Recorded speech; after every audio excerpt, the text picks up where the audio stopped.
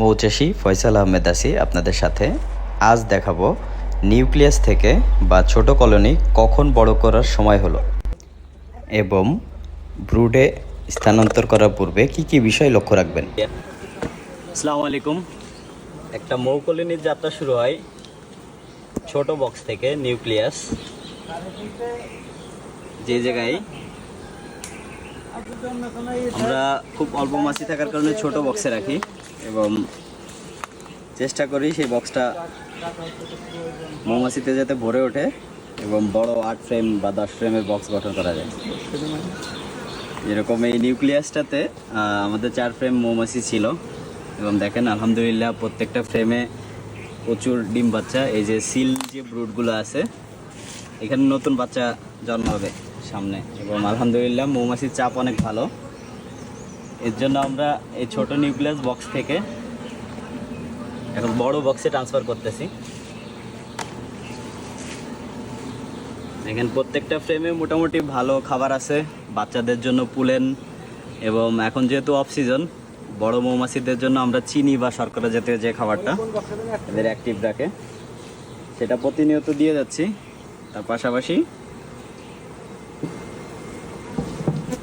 এখন যেহেতু এই নিউক্লিয়াসের 4 ফ্রেমে ছোট বক্সের থেকে মৌমাছির জায়গা বেশি দরকার, এর জন্য 8 ফ্রেমের বড় বক্সে আমরা ট্রান্সফার করতেছি।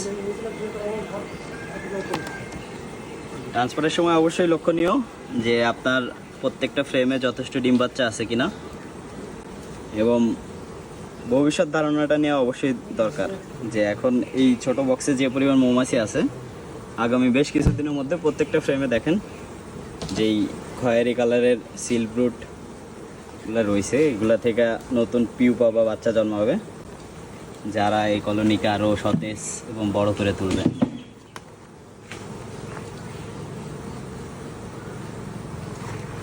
এটা হলো খাবারের ডিব্বা। এখন যেহেতু অফ সিজন নেকটার কম আছে প্রতিনিয়ত খাবার দেওয়া লাগতেছে।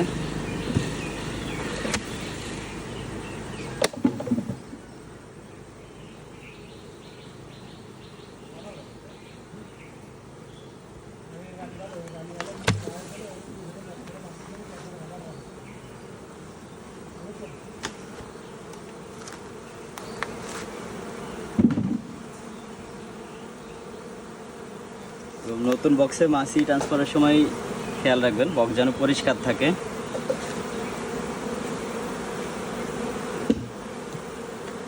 বিটলের ব্যাপারে অবশ্যই সতর্ক হবেন। এই বক্সে বিটল মেলা কম, ভালোই কম আছে।